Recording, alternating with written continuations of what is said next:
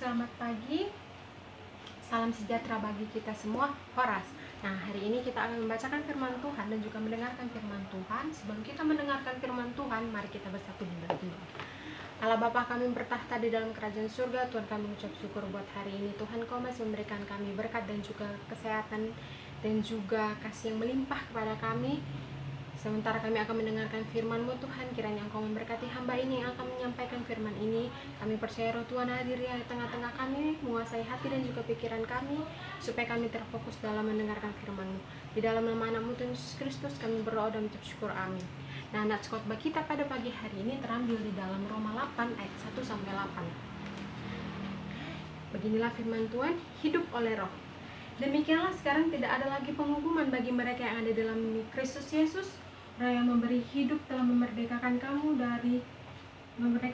dalam Kristus dari hukum dosa dan hukum maut. Sebab apa yang tidak mungkin dilakukan hukum Taurat karena tak berdaya oleh daging, telah dilakukan oleh Allah dengan jalan mengutus anaknya sendiri dalam daging yang serupa dengan daging yang dikuasai dosa karena dosa.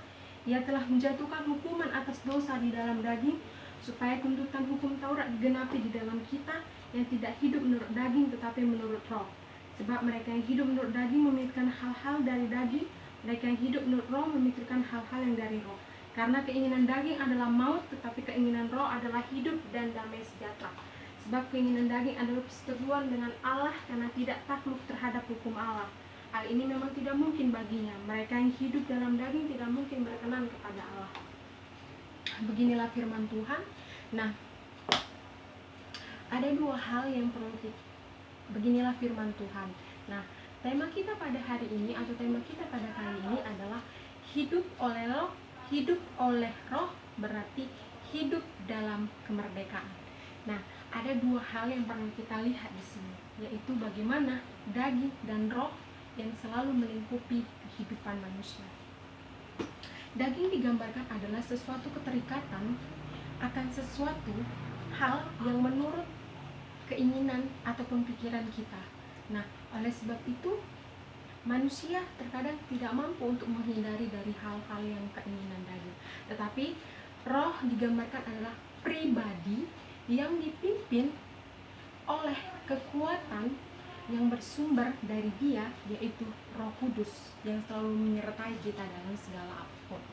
Nah, untuk itu ada beberapa hal yang perlu saya jelaskan di sini dan perlu saya tekankan, yaitu dari mulai ayat 1-4, 5 dan 6, 7 dan 8. Nah, ayat 1-4 dijelaskan bahwa kemerdekaan kita terhadap penghukuman.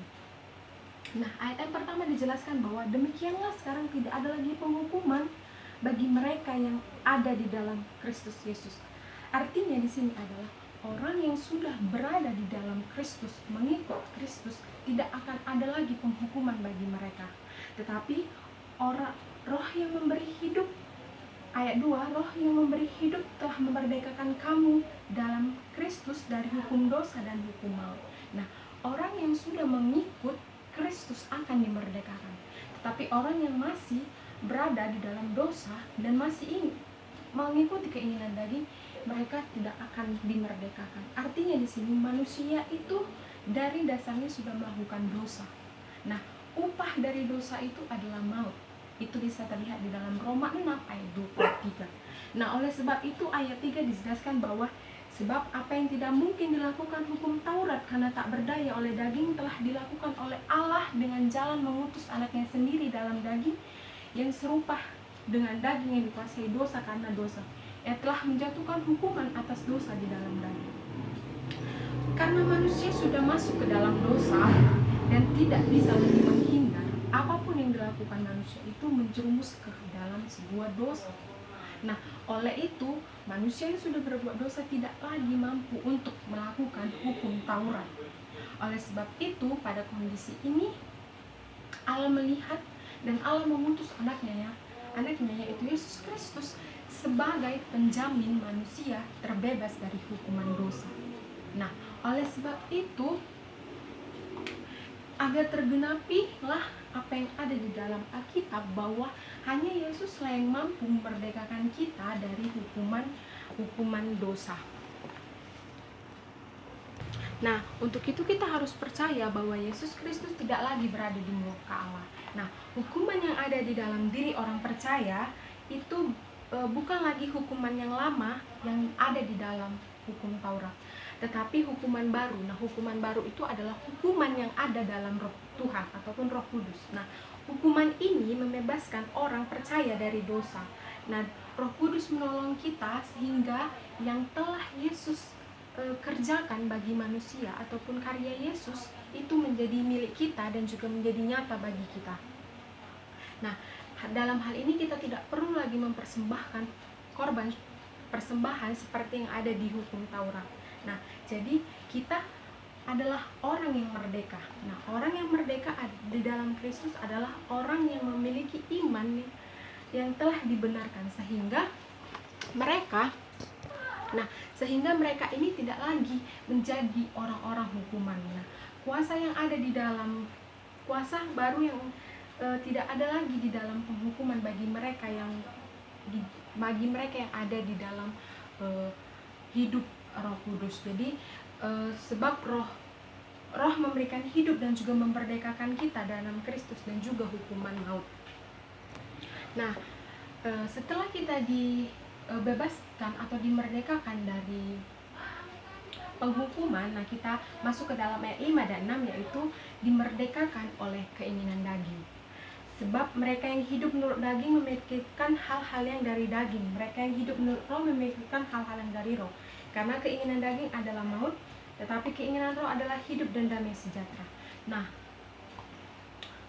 untuk itu timbul pertanyaan, apakah kita bisa menang terhadap keinginan daging seperti harta, tahta, kesedihan, kemarahan, keegoisan, ketamakan, kelicikan, dan hal sebagainya itu? Tentu jawabnya pasti sulit. Nah, untuk itu Rasul Paulus menggambarkan 3 tahap tingkatan kehidupan manusia ditinjau dari keinginan roh. Nah, yang pertama adalah manusia yang hidup tidak memiliki roh. Nah, manusia yang hidup tidak memiliki roh ini artinya adalah bahwa manusia yang masih berada di dalam keegoisannya sendiri. Dia masih memikirkan kehidupannya sendiri, mereka masih tamak, mereka penuh dengan kelicikan, mereka egois dan tidak memikirkan sesamanya. Itu yang dikatakan oleh Rasul Paulus, manusia yang tidak memiliki roh. Lalu ada manusia yang memiliki roh. Nah, manusia yang memiliki roh ini bisa dikatakan adalah orang-orang yang juga selamat. Tetapi hanya saja manusia yang memiliki roh ini masih melakukan dosa. Artinya mereka masih memikirkan keinginan daging, mereka masih mencuri-curi, ataupun mereka masih melihat di dalam diri mereka masih ada keinginan daging tersebut.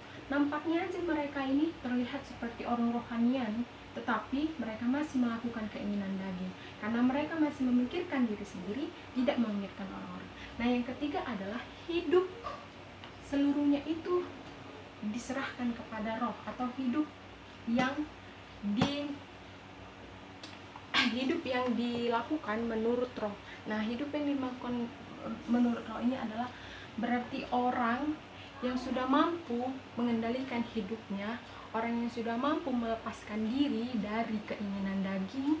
Mereka tidak tamak lagi, mereka tidak memikirkan hal-hal duniawi, mereka mengendalikan semua hal itu karena mereka sudah hidup di dalam roh.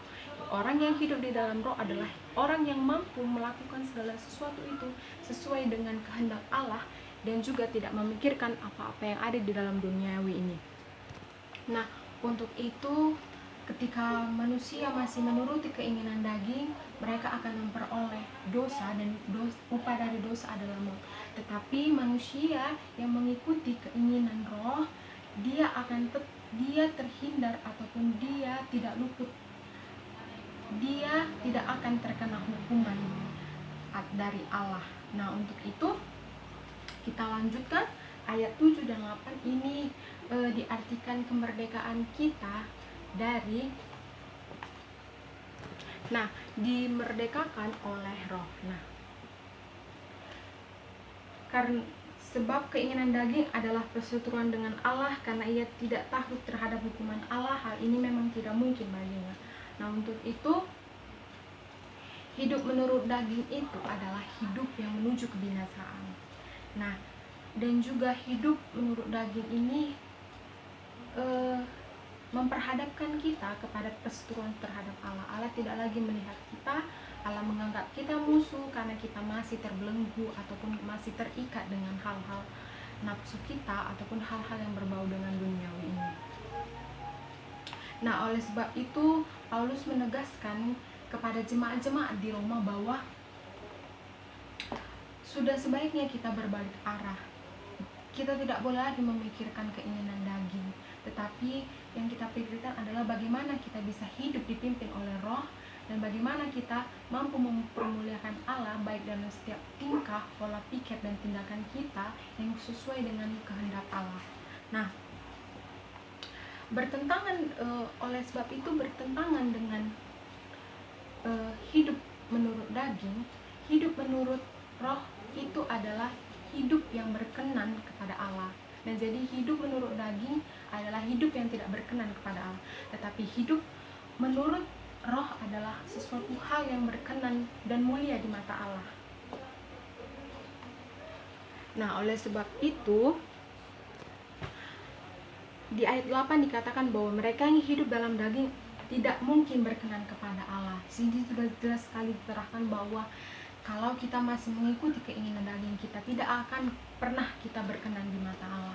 Kita hanya menuju kebinasaan, kita hanya menuju upah dari dosa kita sendiri, yaitu upah dosa, dan kita tidak akan diperdulikan dari Allah. Nah, oleh sebab itu firman Tuhan hari ini mengingatkan kita akan hidup menurut Roh. Nah, bagi kita hidup menurut Roh adalah pengendalian hawa nafsu. Nah, seorang Kristen adalah seorang yang percaya itu dipanggil untuk melatih dirinya agar mereka bisa mengendalikan nafsu. Nah, jadi persoalan kecil, persoalan besar, persoalan kecil menjadi persoalan besar dan menjadi lebih besar lagi, itu semua hal-hal yang jahat ataupun hal-hal yang tidak baik dalam kehidupan kita adalah upah dari kita karena mengikut keinginan daging yang masih membelenggu kita. Ingat bahwa perbuatan yang sesat ataupun perbuatan yang sesaat tanpa kita memikir secara panjang itu akan merusak kehidupan kita. Oleh sebab itu semua hal yang berbau dengan hawa nafsu dan keinginan daging itu harus dilawan. Nah, melalui apa kita lawan adalah melalui keinginan Roh. Supaya apa? Supaya kita menghasilkan damai sejahtera dan juga kita berkenan di hadapan Allah. Oleh sebab itu, saudara-saudaraku yang terkasih di dalam nama Tuhan, marilah kita meninggalkan kehidupan kita ataupun meninggalkan hal-hal yang selalu membuat kita menjadi beban ataupun penderitaan kita karena kita masih memikirkan hal-hal yang berbau duniawi ini. Marilah kita untuk berpikir baik, menyucikan hati dan memfokuskan kita kepada keinginan Roh yang Tuhan Allah kehendaki terhadap kita. Tidak usah lagi memikirkan apa yang akan kau pakai hari esok, apakah aku harus memakai baju cantik supaya terlihat mewah, apakah aku harus melakukan perawatan yang mewah agar aku diakui. Itu tidaklah benar di hadapan Allah. Semua manusia itu adalah makhluk sempurna yang diciptakan Allah. Tidak perlu menyombongkan apapun, tidak perlu meninggikan apapun, tidak perlu menginginkan apapun yang ada di dunia ini, karena yang di dunia ini adalah fana dan tidak akan dibawa ke dalam kerajaan surga. Allah melihat orang-orang yang suci hatinya, dan Allah tidak memandang hartaanmu, kekayaanmu, jabatanmu. Semua itu adalah hal yang sangat Allah larang untuk kita lakukan dengan perbuatan-perbuatan jahat. Untuk itu hiduplah melalui Roh, hiduplah dipimpin oleh Roh agar hidupmu mendapatkan damai, agar hidupmu mendapatkan kasih, dan terlebih adalah hidupmu berkenan di hadapan Allah. Nah, dengan demikian sudah semestinya orang percaya memiliki hidup di dalam Roh, ditandai dengan adanya pola pikir, tindakan, semua itu dikendalikan oleh Roh, bukan dosa. Karena Roh menguasai hati ataupun menguasai hidup, mari kita berjuang menyatakan kehendak Allah. Oleh sebab itu, tingkat yang paling tinggi yang harus kita kejar ialah hidup yang dimiliki oleh Roh. Dengan demikian, oleh Roh berarti ia Berarti kita dimerdekakan dari penghukuman dan dimampukan menang terhadap keinginan daging. Hanya inilah yang bisa saya sampaikan pada pagi hari ini. Semoga firman Tuhan ini menyentuh hati dan pikiran kita untuk kita berbuat ke depannya lebih baik, dan juga semua perbuatan yang kita lakukan itu berkenan di mata Allah. Untuk menutup khotbah kita pada pagi hari ini, mari kita bersatu di dalam doa. Terima kasih Allah Bapa, kami telah mendengar sebagian dari firman-Mu Tuhan. Berkati hati dan juga pikiran kami supaya kami mampu melakukannya ke dalam kehidupan kami sehari-hari. Kami percaya Tuhan, kami masih sering melakukan keinginan daging kami tanpa memikirkan apapun Tuhan, tanpa memikirkan bagaimana Engkau begitu melarangnya Tuhan, tetapi kami masih sering melakukannya Tuhan. Tapi kami percaya Tuhan, Tuhan membimbing, Tuhan memperlengkapi, Tuhan menyertai kami supaya kami bisa mematahkan ataupun melepaskan keterikatan kami terhadap keinginan daging ini Tuhan. Kami mau dipimpin Tuhan, kami mau diperlengkapi untuk hidup menurut sesuai dengan kehendak-Mu, yaitu hidup menurut roh. Kami percaya Tuhan, karena apapun yang kami lakukan ini Tuhan, ketika kami hidup dalam keinginan roh, itu adalah yang berkenan di hadapan-Mu Tuhan. Kami juga berdoa Tuhan buat teman-teman, keluarga, dan juga seluruh bangsa kami ini Tuhan. Engkau masih melihat Tuhan, COVID ini masih merajalela di tengah-tengah kehidupan kami. Tuhan berkati kami, Tuhan berikan kesehatan kami yang melimpah, supaya kami Tuhan tetap terus bisa melakukan ataupun menjadi pelaku firman-Mu di tengah-tengah masyarakat yang ada, yang masih menimpa kekhawatiran kami di dalam kehidupan ini Tuhan. Tuhan berkati seluruh staf tenaga medis agar mereka tetap mampu Tuhan untuk memperkecil dan juga memutus rantai penyebaran COVID ini Tuhan. Hanya ini doa yang bisa hamba sampaikan Tuhan. Di atas segalanya kami mohon ampun atas dosa dan pelanggaran kami, agar tidak menjadi penghalang untuk menerima berkat-Mu. Di dalam nama anak-Mu Tuhan Yesus Kristus kami berdoa dan mengucap syukur. Amin. Terima kasih. Horas.